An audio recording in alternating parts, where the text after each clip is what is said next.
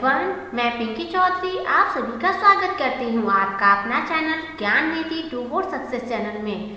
आज जो हमारा ये सीरीज अब से जो स्टार्ट हो रहा है, जिसमें कि हमारी टारगेट है कि हम कम से कम 100 पजल का सेट करेंगे। ठीक है, मीन्स कि एक सेट में 2-3 जितने भी पजल हो पाएगा पॉसिबल, हम क्वेश्चन को सॉल्व करेंगे। और बिल्कुल ये बेसिक, बिल्कुल बेसिक मीन्स कि फॉर बिगिनर के लिए, जो अगर जिसे भी पजल बनाने नहीं आता है, पजल में हर टाइप का हम लोग करेंगे, या तो sitting arrangement, linear arrangement, floor base, flat base, मतलब जितना भी हो आता है ना बॉक्सेस वाले, हर एक हम लोग पजल सॉल्व करने की कोशिश करेंगे इस सीरीज में। अगर आप बिगिनर हो और आपको पजल बनानी नहीं आती है तो आप इस सीरीज को फॉलो कर सकते हो और बिल्कुल बेसिक से आप अपने पजल को बिल्कुल अच्छी तरीके पजल में बहुत अच्छा इम्प्रूव कर सकते हो। तो आज का जो हमारा फर्स्ट सेट है, इसमें हम जो क्वेश्चन रख रहे हैं, इसमें हमारा क्या चलते हैं पढ़ते हैं कि कौन सा आज हमारा सेट है। तो study the following information carefully and answer the below question. 8 person P, Q, R, S, T, U, V and W are sitting around a circular table। Means कि सर्कुलर टेबल की बात कर रहा है। ठीक है, such that 4 person are seated for 4 corner and the other 4 person are seated at the middle of the sides of the table। Means कि 4 क्या है, कॉर्नर पे बैठा हुआ है, 4 क्या है, मिड में बैठा हुआ है। ठीक है, हिंदी में भी क्वेश्चन है, अगर आप इंग्लिश में नहीं समझ पा रहे हो, हिंदी में कर रहे हो तो आप हिंदी से पढ़ सकते हो। ठीक है, हिंदी में भी क्वेश्चन हमारा यहाँ पे लिखा हुआ है।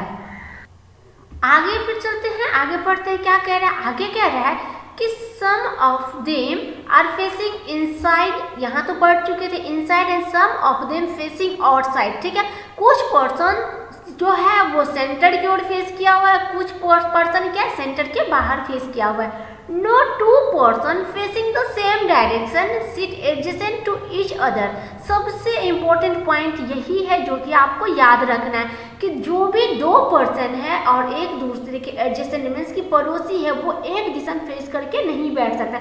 मीन्स कि अगर एक पड़ोसी का मुंह अंदर की ओर फेसिंग है तो दूसरा का क्या हो जाएगा, बाहर की ओर फेसिंग हो जाएगा। ठीक है, यहाँ तक तो सिर्फ और सिर्फ इंस्ट्रक्शन ही था हमारा। अब यहाँ से कंडीशन स्टार्ट होता है, यहाँ से क्वेश्चन को पढ़ेंगे और कंडीशन को हम लोग यहाँ से करेंगे। ठीक है, तो चलते हैं। सबसे पहले हम क्या करते हैं, 2 स्क्वायर टेबल बना लेते हैं। ठीक है, क्योंकि हम क्या करेंगे, 2 पॉसिबिलिटी लेके चलते हैं, इसीलिए 2 हम स्क्वायर टेबल बना लेते हैं। हमारा आई होप कि ये हमारा बिल्कुल स्क्वायर तो नहीं बनना है, बट हमें पता है ना कि स्क्वायर टेबल ही करना है, तो हमें इस तरीके से 4 कॉर्नर पे और 4 क्या है मिड में हमें से पर्सन को सीट करवा देते हैं। ठीक है, 2 पॉसिबिलिटी इसीलिए लेके चलना होता है कि अगर 1 पॉसिबिलिटी अगर लास्ट में जाके या बीच में जाके 1 पॉसिबिलिटी रॉन्ग हो जाता है तो एक पॉसिबिलिटी हमारा लास्ट तक चलता है। ठीक है, इसीलिए ज़्यादातर कोशिश हम लोग करते हैं कि हम 2 पॉसिबिलिटी लेके चले, ये एग्जाम के पर्पज से।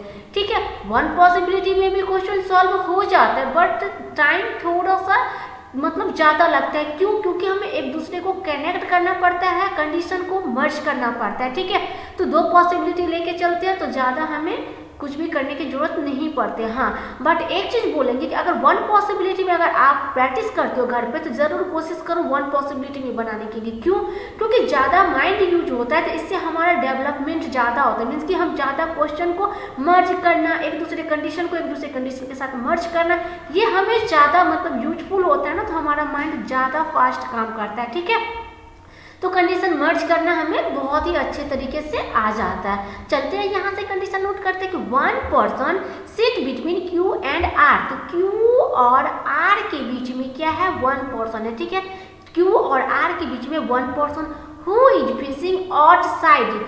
हु मतलब किसके लिए आता है, नियर पर्सन के लिए, कि आर क्या है, आउटसाइड फेसिंग कर रहा है, मीन्स कि बाहर की ओर फेस कर रहा हुआ है। ठीक है, W C third to the right of Q. Q के राइट में थर्ड में क्या है, डब्ल्यू है। क्यू के राइट में क्यू के राइट में थर्ड नंबर पे क्या है, डब्ल्यू बैठा हुआ है। यहाँ तक क्लियर है। उसके आगे पॉइंट क्या कह रहा है कि U is an immediate neighbour of R। R क्या इमीडिएट नेबर कौन है, U है। ठीक है, आर का इमीडिएट नेबर कौन है, यू हो जाएगा। चलो यहाँ तक कंडीशन हमारा हो गया। कंडीशन को हम इस तरीके से लिख देते हैं कि एक एक कंडीशन हमारा अच्छे तरीके से पता रहे कि ये कंडीशन हमारा है, ठीक है। चलो अब क्या, who doesn't sit adjacent to S, who किसके लिए, आर के लिए। आर क्या है, वो एस के नियर में नहीं है, ठीक है, एस के पड़ोसी आर नहीं है, तो इसको भी कैंसिल आउट कर देते हैं। तो the T seat third to the left of U, U के लेफ्ट में, यू के लेफ्ट में थर्ड नंबर पे क्या है, टी है, ठीक है, यू के लेफ्ट में थर्ड नंबर पे टी है। P seat adjacent to neither U nor W, means कि पी क्या है, न तो यू और न ही डब्ल्यू का नेबर है। ये कंडीशन हमारा ये हो गया। अब क्या कह रहा है कि पी यहां तक हो गया था ना, अब W is sitting at a corner, W क्या है, कॉर्नर पे बैठे हुए, मीन्स कि कोने पे डब्ल्यू बैठा हुआ है, ठीक है।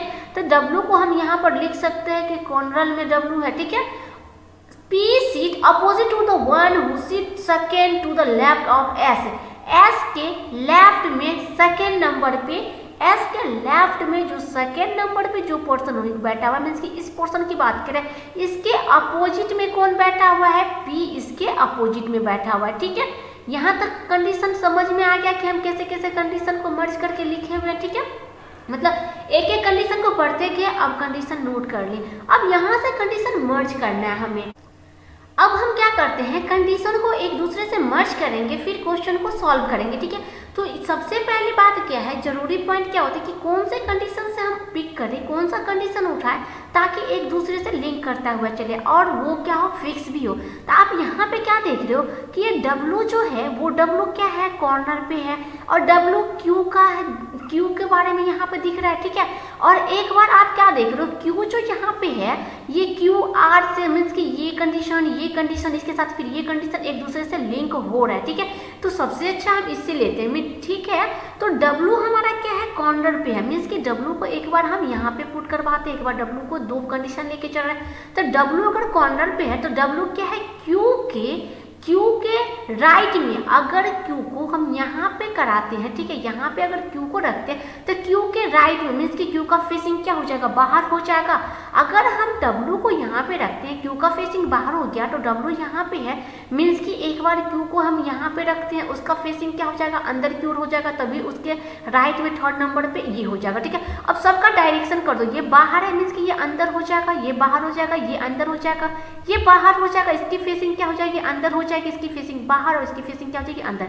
सेम इसी तरीके से इसकी फेसिंग क्या हो जाएगी, बाहर, इसकी फेसिंग अंदर, इसकी फेसिंग बाहर, इसकी फेसिंग अंदर, इसकी फेसिंग बाहर और इसकी फेसिंग अंदर और ये इसकी बाहर। क्यों? क्योंकि यहाँ पे पॉइंट दिया गया, no two person facing the same direction seat adjacent to each other, मतलब जो दो पर्सन है उसका क्या है कि दो पर्सन एक ही डायरेक्शन में है, वो एक दूसरे के पड़ोसी नहीं हो सकते। अब देखो सबका डायरेक्शन अलग अलग है, मीन्स जितने भी पड़ोसी है सबका डायरेक्शन अलग है, डायरेक्शन पता चल गया। यहाँ पे क्या है, ये क्यू है, ठीक है। चलो अब क्या है, क्यू और आर के बीच में दो पर्सन है और आर का फेसिंग क्या है, बाहर की ओर है। तो क्यू और आर के बीच में, तो इस कंडीशन से यहाँ पे क्यू और आर के बीच में, तो आर का यहाँ पे क्या है, एक ही हो गया, मीन्स कि एक ही हो जाएगा। तो छोड़ो इसको, छोड़ो, एक बार क्या करते हैं, क्यू की यहाँ पे ले लेते हैं, ठीक है। आर यहाँ पे क्यू है तो क्यू की जगह पे आर यहाँ ले लेते हैं। दूसरा हम ये भी मान सकते हैं कि आर हमारा क्या हो सकता है, यहाँ भी हो सकता है, ठीक है। इसलिए इसको अंदर लेके चल रहे हैं, क्यू यहाँ पे है और डब्ल्यू यहाँ पे और आर यहाँ पे, ठीक है। मीन्स कि एक कंडीशन हम अंदर की ओर चेक कर रहे हैं और एक कंडीशन हम बाहर की ओर चेक कर रहे हैं, ठीक है। अब यहाँ पे देखो, अब इस कंडीशन में क्या है कि आर जो है वो यू का नेबर है, मीन्स कि एक डब्ल्यू यहाँ पे है तो यू यहाँ पे हो जाएगा। अब अंदर वाले में देख लो, आर यहाँ पे, यू या तो यहाँ पे होगा या तो यहाँ पे होगा, अभी इसको छोड़ते हैं, ठीक है। दूसरा क्या है, एस जो है आर का पड़ोसी नहीं है, तो आर यहाँ पे दोनों स्पेस फिल है, मीन्स कि एस होगा नहीं, तो चलो इसको भी छोड़ देते हैं, ये अभी हम लिखते ही नहीं है। उसके बाद फिर क्या कह रहा है कि यू के राइट में थर्ड नंबर पे, यू के लेफ्ट में थर्ड नंबर पे टी है। अगर यू यहाँ पे है, यू के अंदर की ओर फेसिंग है, मीन्स कि फर्स्ट सेकेंड थर्ड नंबर पे यहाँ पे क्या हो जाएगा, टी हो जाएगा।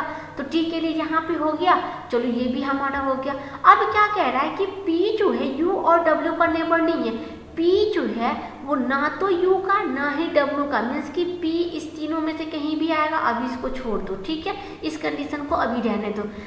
अब इसके बाद ये कंडीशन को करने की कोशिश करते हैं कि मीन्स कि एस के लेफ्ट में सेकेंड नंबर पे उसके अपोजिट क्या है, पी। तो एस को अगर हम यहाँ पे करते हैं तो एस के लेफ्ट में सेकेंड नंबर पे उसके अपोजिट पी हो जाएगा। अगर यहाँ पे करते हैं अगर एस को, तो एस के लेफ्ट में सेकेंड नंबर पे तो उसके अपोजिट पी, स्पेस नहीं है। अगर यहाँ पे एस को रखते हैं तो एस के लेफ्ट में, तो एस के लेफ्ट में सेकेंड नंबर पे उसके अपोजिट पी, ऑलरेडी यहाँ पे डब्लू है, नहीं होगा। मीन्स कि एस के लिए सिर्फ और सिर्फ यही कंडीशन हमारा बच रहा है कि अगर एस को हम यहाँ पे रखते हैं तो एस के लेफ्ट में सेकेंड नंबर पे इसके अपोजिट क्या हो जाएगा, पी हो जाएगा। यहाँ पे हम पी हो जाएगा। अब एक पोर्शन कौन सा बच रहा है, भी बच रहा है, जो कि भी का अभी तक हम नहीं किए हुए हैं, तो बी हमारा यहाँ हो जाएगा। अब ये चेक कर लो कि पी यू और डब्ल्यू के बीच, तो पी ना तो यू ना ही डब्ल्यू का नेबर है, बिल्कुल सही है। उसके बाद एक हम कर लेते हैं कि आर जो है एस का भी नेबर नहीं है, तो आर एस का भी नेबर नहीं है। मीन्स कि ये कंडीशन हमारा बिल्कुल फिट बैठ गया, ठीक है। एक ही अगर पहला हमारा सही बैठ गया तो सेकेंड चेक करने की हमें जरूरत नहीं है। अगर चेक भी करना है तो हम क्या करते हैं, चलो चेक करके यहाँ देख भी सकते हो कि आर का नेबर यू है, ठीक है। और क्या करें, u के राइट में लेफ्ट में थर्ड नंबर पे t, तो u अगर यहाँ पे देते हो तो लेफ्ट में अगर u यहाँ पे दोगे, देखो u अगर यहाँ पे देते हो तो थर्ड नंबर पे 1 2 3 नंबर पे q, ऑलरेडी यहाँ पे q है, t नहीं होगा। मीन्स कि क्लियर है कि u यहाँ पे नहीं होगा, u सिर्फ और सिर्फ यहीं पे होगा। तो u यहाँ पे हो गया थर्ड नंबर पे लेफ्ट में t, तो 1 2 3, मीन्स कि t यहाँ पे हो गया। अंदर वाला चेक कर रहे हैं, ठीक है ना, तो t यहाँ पे हो गया। अब क्या कह रहा है कि S के लेफ्ट में सेकेंड नंबर पे उसके अपोजिट, तो S को अगर यहाँ पे डालते हो तो S के लेफ्ट में सेकेंड नंबर पे, अगर S यहाँ पे है तो लेफ्ट में सेकेंड नंबर पे नहीं होगा। S यहाँ पे डालते हो फिर भी लेफ्ट में सेकेंड नंबर पे, लेफ्ट में सेकेंड नंबर पे अपोजिट नहीं, स्पेशल यहाँ पे डालते हो फिर भी लेफ्ट में सेकेंड नंबर पे इसके अपोजिट में, मीन्स कि इस कंडीशन के लिए स्पेस ही नहीं है। तो ये अंदर वाला तो ऐसे ही गलत हो गया। तो फुल एंड फाइनल की ये हमारा अरेंजमेंट बिल्कुल सही हो गया। क्लियर है। चलो क्वेश्चन आप देखते हैं, क्वेश्चन क्या कह रहा है। क्वेश्चन कह रहा है कि P के स्थान से शुरू करते हुए यदि सभी 8 व्यक्ति को घड़ी की दिशा में वर्णानुक्रम में व्यवस्थित किया जाता है तो कितने सदस्य P को छोड़कर उसकी जो बैठने की स्थिति है वो नहीं बदलेगी। ठीक है, तो देखो P से, तो P का, ठीक है, क्वेश्चन एक बार और, P क्लॉकवाइज डायरेक्शन में, ठीक है, तो P से अगर क्लॉकवाइज डायरेक्शन में मीन्स कि यहाँ पे कर लो, एक बार कलर को चेंज कर लेते हैं ताकि दिक्कत नहीं होगा। ठीक है, तो देखो, तो P यहाँ पे है, तो P यहाँ पे मीन्स कि Q यहाँ पे हो जाएगा। P के बाद क्या आता है, Q ही आता है ना, तो P के बाद हम Q को ले लेंगे। एक मिनट, कलर क्यों नहीं चेंज हो रहा, कलर चेंज नहीं हो पा रहा है, चलो चेंज हो गया। तो P यहाँ पे हो जाएगा, तो क्लॉकवाइज डायरेक्शन में P के बाद Q, R, S, T, U, V, W, मतलब कि हम देख रहे हैं कि किसी भी पोर्शन का क्या हो रहा है कि ये बिल्कुल भी अरेंजमेंट नहीं बैठ रहा है, तो नो 1 हो जाएगा, ई हमारा आंसर हो जाएगा। सेकेंड क्या कहता है, who sit second to the left of S, S के लेफ्ट में सेकेंड, तो एस के लेफ्ट में सेकेंड, एस यहाँ है लेफ्ट में सेकेंड मीन्स कि यू हो जाएगा, तो एस के लेफ्ट में क्या हो जाएगा, यू हो जाएगा।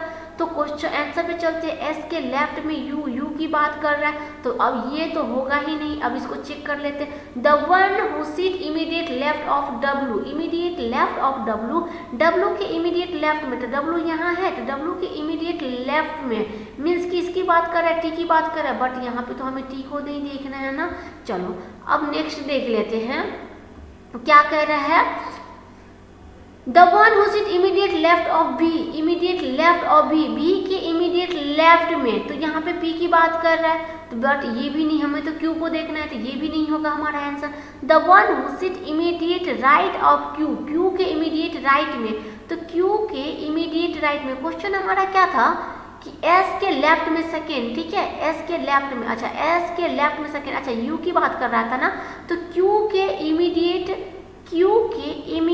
राइट में, Q the one who seat immediate right of Q, Q के इमीडिएट राइट में, तो क्यू के इमीडिएट राइट में बिल्कुल सही है, मीन्स कि हमारा आंसर क्या हो जाएगा, डी हो जाएगा। क्लियर है, कैसे ऑप्शन चेक करते हैं। चलते हैं नेक्स्ट कि which of the flowing pair has only one person sitting between them when counted from the clockwise direction from the first person. तो Q और R के बीच में फर्स्ट पर्सन को देखते हुए Q और R के बीच में केवल वन, तो क्या जी सही है, Q और R के बीच में, तो Q यहाँ पे है, R यहाँ पे है, तो इसके बीच में केवल वन पर्सन है क्लॉकवाइज डायरेक्शन में, बिल्कुल सही है कि इसके बीच में क्या है कि वन ही पर्सन है। एक मिनट क्वेश्चन देख लूँ पहले। P और Q है, हम तो Q और देख लिए, मिस की ये नहीं होगा। U R, पहले U फिर R, तो U यहाँ पे है, R यहाँ पे है, वन पर्सन इसके बीच में नहीं है, मीन्स कि ये भी नहीं होगा। W और V, पहले W फिर V, तो W यहाँ पे है और V यहाँ पे इसके बीच में, तो दो पर्सन है, मीन्स कि ये भी हमारा आंसर नहीं होगा, ये भी कैंसिल आउट। W और P के बीच में, तो W हमारा कहाँ पे है, ये रहा W, ये रहा P, क्लॉकवाइज डायरेक्शन में इसके बीच में वन है, तो मीन्स कि हमारा आंसर क्या हो जाएगा, डी हमारा आंसर हो जाएगा। क्लियर है, चलते हैं नेक्स्ट पे। नेक्स्ट क्या कह रहा है, who among the flowing person is an immediate neighbour of T, T के इमीडिएट नेबर में कौन है, तो टी के इमीडिएट नेबर में कौन है, टी यहाँ पे है, इमीडिएट नेबर में कौन है, W और P है, W और P वाला देख लेते हैं, तो W एंड P मीन्स कि बोथ A एंड B, ये हमारा आंसर हो जाएगा। क्लियर है, चलते हैं नेक्स्ट क्वेश्चन पे। नेक्स्ट क्या कर रहा है, तो नेक्स्ट कर रहा है फाइंड द ऑड वन, इसमें से ऑड कौन सा है उसको फाइंड करने के लिए। The one who seat second to the left of R, R के लेफ्ट में सेकेंड नंबर पे, तो यहाँ पे R के लेफ्ट में सेकेंड नंबर पे, तो R के लेफ्ट में, तो R के लेफ्ट में, तो देखो R के लेफ्ट पे सेकेंड नंबर पे, तो सेकेंड नंबर पे कौन है, T है। R के लेफ्ट में सेकेंड नंबर पे कौन है, T है, तो क्या ये हो पाएगा, R के लेफ्ट में सेकेंड नंबर पे T, तो T का हम क्या देख रहे हैं कि T कहाँ पे बैठा है, क्योंकि ऑड वन देखना है, तो मिड में देख लो या फिर फेसिंग देख लो, तो R क्या है, मिड में है, उसका फेसिंग क्या है, बाहर की ओर है, याद रखना ये चीज़ पॉइंट, ठीक है, आगे कनेक्ट करने के लिए ठीक होगा।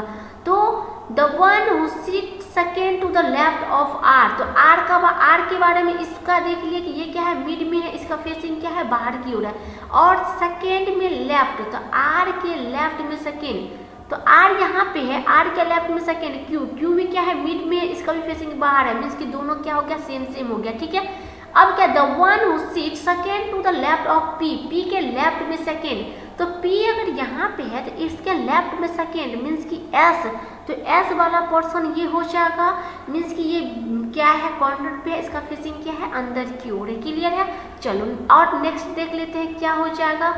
अब क्या कह रहा है, the one who is immediate left of W के इमीडिएट लेफ्ट में, तो W के इमीडिएट लेफ्ट में, अब देखो यहाँ पे क्या है, ये V है, ठीक है, तो V है यहाँ पे, तो क्या आपने एक चीज नोटिस किया, क्योंकि सभी या तो कॉर्नर या तो राइट, या मतलब या तो कॉर्नर अंदर की ओर या तो लेफ्ट अंदर की ओर, V का क्या कहीं पे कुछ भी कंडीशन था, नहीं था, एक पर्सन जो बच गया था उसी को हमने क्या किया था, V में डाल दिया था, ठीक है, तो V में एक पर्सन को डाल दिया था, इसीलिए ऑड तो यही पर्सन होना कि इसका कोई भी कंडीशन नहीं दिया हुआ था, और उसके थ्रू मीन्स की आंसर हमारा ई हो जाएगा, ठीक है, बी हो जाएगा।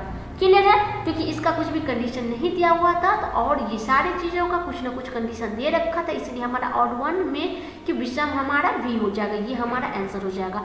आई होप कि आपको अच्छे से समझ में आ गया होगा कि हम पजल को कैसे हम इसको अरेंज करते हैं, किस तरीके से इसे हम सेट करते हैं, ठीक है। थैंक यू, आज हम यहीं पे रखते हैं अपनी सिटिंग अरेंजमेंट को, नेक्स्ट क्लास हम आगे कंटिन्यू रखेंगे। आप हमें कमेंट करके बता सकते हैं कि आपको कैसा लगा, और हमें क्लास को इसी तरह कंटिन्यू रखने के लिए हमारे यूट्यूब चैनल को सब्सक्राइब करें, बेल आइकन को प्रेस करें, ताकि नेक्स्ट वीडियो की नोटिफिकेशन हमें से मिलती रहे। Thank you.